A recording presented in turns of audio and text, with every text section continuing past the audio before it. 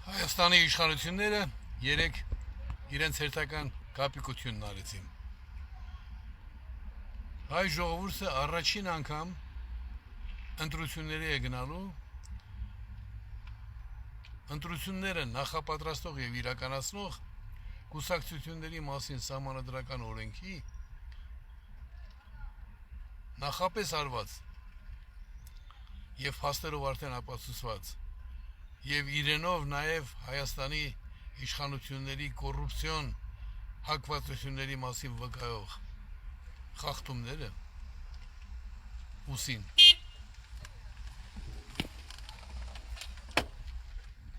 այս իշխանությունները երեք նշում էին քաղաքացու իրենց հնարած քաղաքացի օրը իրականում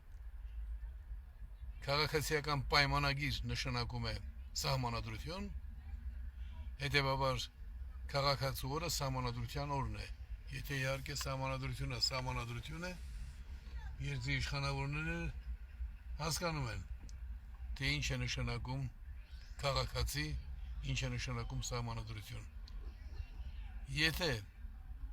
քաղաքացին նվազագույն նշանակություն ունենար, ապա բազում անգամներ իմ հնչեցրած քաղաքացիների իրավահավասարության մասին արտահայտությունները սրանց մի քիչ կտրամադրեին գոնե վերաբերմունք հանդես բերել, մինչդեռ հակառակն են արել, ամեն կերպ թաքցնել, պարտակել։ Այսինքն քաղաքացու բոլոր իրավունքների մեջ կարևորագույն իրավունքը այդ մյուս բոլոր իրավունքների նկատմամբ վերաբերմունք արտահայտելու, այդ իրավունքները օգտագործելու իրավունքն է, դա կոչվում է ինքնորոշման իրավունք,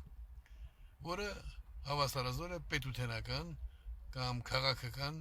իրավունք հասկացությանը։ Ուրեմն Հայաստանում վաղուց կա